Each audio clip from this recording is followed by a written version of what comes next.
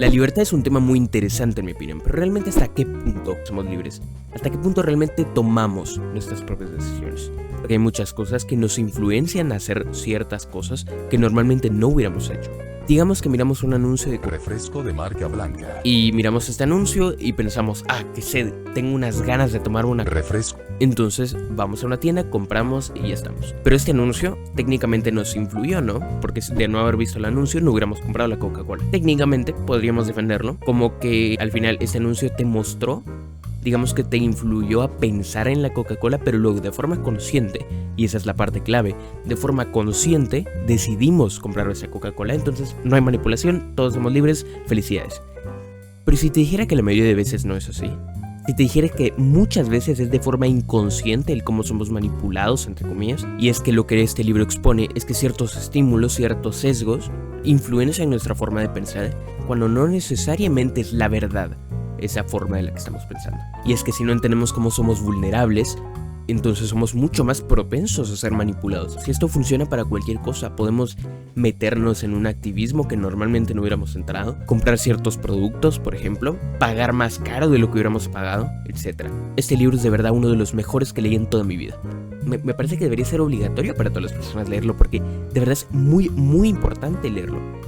Ser consciente de cómo nuestros sesgos actúan sobre nosotros y cómo podemos utilizarlos a nuestro favor y hasta cierto punto de forma poco ética, pero sí es un tema personal, para poder, por ejemplo, vender de forma mejor, para poder entenderte a ti mismo y poder como venderte las cosas a ti mismo. Por ejemplo, podría ser la clave para ayudarte a hacer algo que normalmente no harías, por mera hueva, por no tener las ganas. Por ejemplo, digamos que quieres aprender a tocar un instrumento, esta puede ser la clave. Hay muchas partes de este libro que me parecen muy interesantes. De hecho, me parece tan interesante que por eso lo voy a dividir en dos partes. En realidad, que me parece muy interesante, que el libro tiene como 900 páginas. Entonces, ¿por qué leer? Pensar rápido, pensar despacio. Por amor a Guatemala. Antes que nada voy a hacer una pequeña introducción al libro. El libro está escrito, normalmente no le daría mucha importancia, pero en este caso me parece muy contundente el tema que me parece necesario decirlo. El autor del libro, Daniel Kahneman, es un Nobel de Economía que lo ganó por meter la psicología a la economía, básicamente de lo que habla este libro. Este libro es muy respetado dentro del campo de la psicología conductual, por eso me parece tan importante. Pero ya metiéndonos en el tema, ¿por qué digo que somos manipulables? En este video solo voy a mencionar uno de los sesgos, que en realidad son muchos, pero este sesgo me pareció particularmente curioso y particularmente dañino, y pues fue simplemente el que más me quedó, el que más me impactó. El fenómeno del que quiero hablar hoy es el priming. El priming es una teoría que expone que bajo ciertos estímulos, digamos por ejemplo una imagen, la respuesta de un individuo cambia radicalmente. Ponerlo fácilmente es de que, por ejemplo, ver una imagen o unas palabras que te digan o leer cierta cosa te modifica el pensamiento sobre ese algo sin que uno se dé cuenta. Puede sonar un poquito fantasioso, pero hay un ejemplo de libro que me parece muy bueno para explicarlo. Voy a parafrasear un poquito porque no lo estoy leyendo, pero básicamente había una oficina en una universidad británica. En esta oficina había una máquina de café y de té. Y en esta máquina, que era gratuita, uno podía ir y servirse café, té, leche y todo eso. Y al lado de la cafetera había un bote donde uno donaba la cantidad que pues pensaba que era buena para pagar el café y el té y todo eso. Arriba del bote también había una lista de precios sugeridos, por así decirlo. Entonces digamos de que por cada taza de café paga tal cantidad. No obligatorio, sino como sugerencia más que otra cosa. Y pues todo siguió bien durante años, se fue manteniendo la recaudación de forma muy constante, hasta que cambió algo muy importante. Por encima de la lista de precios pusieron un póster. Y durante 10 semanas, cada semana iban cambiando el póster. La semana 1 era un póster, la semana 2 era otro póster y así. Los póster iban rotando entre unos póster de unas flores, así normal, y el otro póster eran de unos ojos, que como que parecía que te miraban fijamente. La primera semana, que era una semana con póster de ojos, se recaudó en promedio 70 centavos por cada litro de leche. La siguiente semana, que era de póster de flores, se recaudaron 15 centavos cada litro de leche. Bajó 4 veces la cantidad de dinero recaudado. Y esta tendencia se mantuvo. Al final de las 10 semanas, en día de póster de ojos, se recaudó en promedio 3 veces más que en día de póster de flores. El mero hecho simbólico de ser observado, entre comillas, los había cambiado para dar más dinero. 3 veces más dinero, de hecho. O sea, no 20% más. 3 veces más dinero. Luego se les preguntó si habían cambiado un comportamiento, habían notado algo raro y nadie dijo nada. El propio póster, de forma inconsciente, los había manipulado para sentirse observados, entre comillas, o para creer el simbolismo de sentirse observados, y daban más dinero. ¿Cómo crees que hubieras reaccionado vos? La verdad es que sin importar tu respuesta, lo más probable es que sí hubiera sido manipulado, porque es algo inconsciente.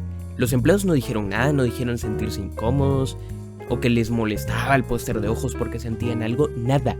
No dijeron nada sobre el póster, y aún así aumentó 3 veces la cantidad de dinero. Lo más preocupante, o al menos lo que a mí me dio más miedo, es de que a pesar de conocer cómo funciona esto, uno no se vuelve invulnerable. Aún así uno es vulnerable a estos sesgos cognitivos. En este caso solo hay priming, pero ahí hay muchos. Un buen ejemplo que me parece para explicar cómo somos vulnerables es que mira esta ilusión óptica.